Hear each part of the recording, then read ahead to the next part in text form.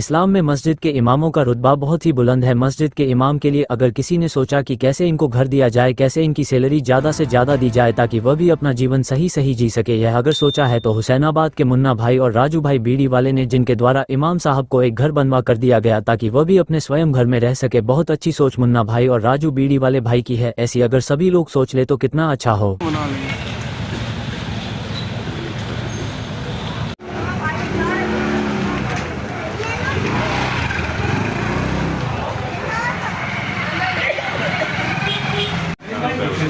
भैया एक मिनट तो भैया छोटा कैमरा।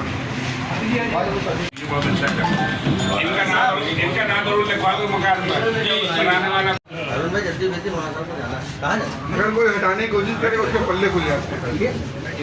30 वर्ष हो गए हैं मतलब, और 48 साल की उम्र है हमारी, और 18 ही साल के थे जब मुतवल्ली हुए। तो भाई 20 साल हुए तो 48 हो गए।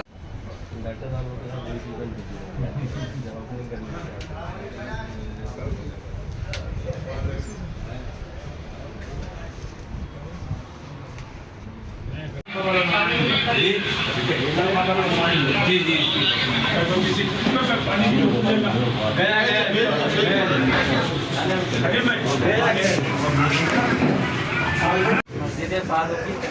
जैसे कि मौलाना साहब आज यहाँ पर इनॉग्रेशन हुआ है इसका इमाम साहब के हुजरे का, कि इस्लाम में कहा गया है कि इमाम साहब का रुतबा बहुत बड़ा है, उसके लिए ऐसी पहल की इन्होंने, इसके बारे में क्या कहते हैं? ने हमारे शहर लखनऊ का जो तारीख़ी मकाम है हुसैनाबाद, उसने आज रमज़ान के इस मुबारक महीने की 27वीं शब में एक तारीख़ी कारनामा अंजाम देते हुए मस्जिद फ़ारूक़िया के जो इमाम साहब हैं उनको बाकायदा एक नहायत खूबसूरत घर बना करके तोहफ़े में हदिया किया है। इसके लिए मैं मस्जिद के तमाम इंतज़ामिया कमेटी और इस महल्ले वालों को दिली मुबारकबाद पेश करता हूँ। और जो यहाँ से शुरुआत की गई है, हम ये समझते हैं इसमें तमाम मसाजिद की कमेटियों को इस तरफ तवज्जो देनी चाहिए और इस बात को यकीनी बनाना चाहिए कि जो इमाम का रुतबा और जो मर्तबा इस्लाम ने बताया है उसके मुताबिक, उसी स्टेटस के मुताबिक इमाम को तमाम फैसिलिटीज़ और सहूलियात मुहैया कराई जानी चाहिए, जिससे कि आइम्मा हजरात सही तौर पर मुसलमानों की रहनुमाई कर सकें। जैसे कि आने वाला समय, कल रमज़ान मुबारक का आखिरी जुमा हो रहा है, अलविदा का, तो ईद भी आगे है, तो उसके बारे में क्या संदेश देना चाहते हैं हम मुस्लिम भाइयों के लिए? उनके रमज़ान का आखिरी जुमा कल है और उसको जमातुल विदा और अलविदा भी कहा जाता है।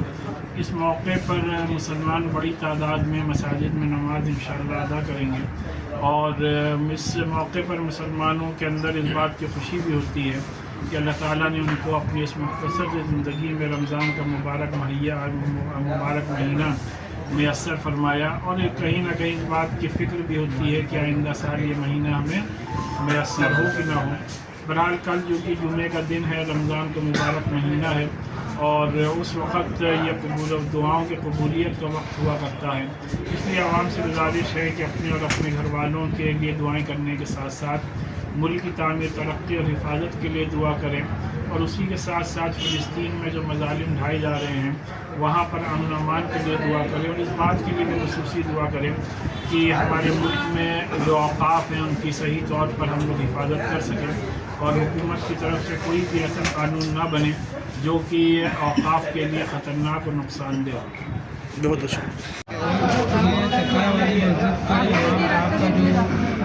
मकान बना के दिया गया है हमारी टीम की तरफ से, तो मैं गुजारिश करता हूँ पूरे उत्तर प्रदेश के मुसलमान भाइयों से कि मस्जिद की कमेटियाँ जो हैं वो इमाम की जो है इसी तरीके से मतलब रहनुमाई करें और इमाम को वो मकाम दें जो अपने माँ बाप को।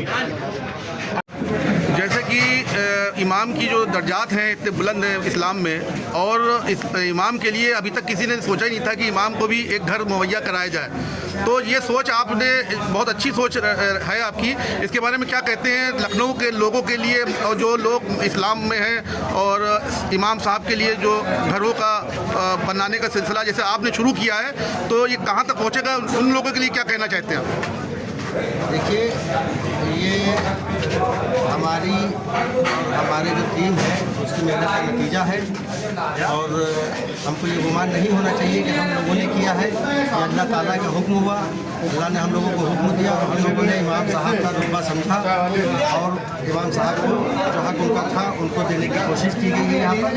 और हम दूसरों को जो संदेश देना चाहते हैं इस मकान के माध्यम से कि हम सभी लोग अपने इमामों के ऊपर बहुत आसानी से सवालात तो खड़े कर देते हैं, लेकिन जब ज़मीनी हकीकत उसकी देखते हैं तो वहाँ पर ये देखते हैं कि वहाँ पर उनको 6,000, 7,000, 8,000 तनख्वाह में उनके 4-6 बच्चों को पालने के लिए हम लोग कहते हैं और इस तरह का उनको सहूलियत मुहैया नहीं कराते हैं, बल्कि उनके ऊपर हम लोग उंगली उठाते हैं।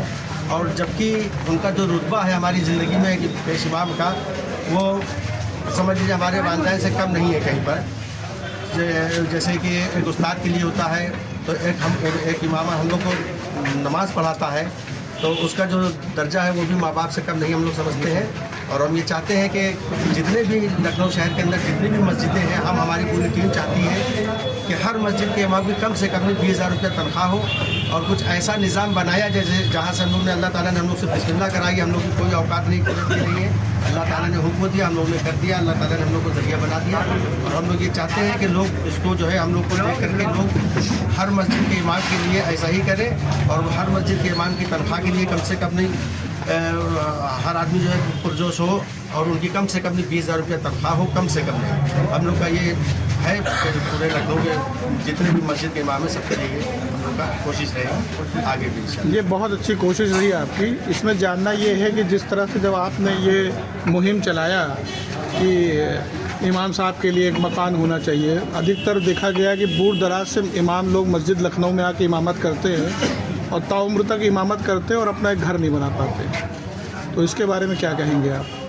ये हम लोग की नाकामी है और हम लोग की कमी है कि अगर हम अपने जो इमाम हमको नमाज पढ़ाता है, हमको जो है हमारे बच्चों को कुरान पढ़ाता है, कुरान सिखाता है, दीन सिखाता है, हम उसके लिए इतना नहीं कर पाते, ये हम लोग की नालायकी, ये हम लोग की नाकामयाबी है। तो इसका मतलब ये कि जो आपने कहा कि 20,000 रुपये तनख्वाह होना चाहिए, कम से कम। अधिकतर मस्जिदों की कमेटियाँ छुपाती हैं कि इमाम की कितनी तनख्वाह है क्या नहीं है, तो ये आप मैसेज देना चाहेंगे कि वहाँ की कमेटियाँ जो है वो इसका तस्करा करें, बताएं लोगों को कि इतनी तनख्वाह और तनख्वाह का इजाफा कैसे हो। लोगों को खुलासा करना चाहिए इस बात। इस्लाम के अंदर कहीं भी कोई चीज़ लुका छुपी नहीं हो सकती है, जहाँ तक इस्लाम को हम लोगों ने समझा हमारी टीम। नहीं, ये जान के बहुत खुशी हुई। आप ऑल इंडिया यूनाइटेड क्या है आपका? ऑल इंडिया यूनाइटेड मुस्लिम के राष्ट्रीय अध्यक्ष हैं आप? चलिए, बहुत बढ़िया।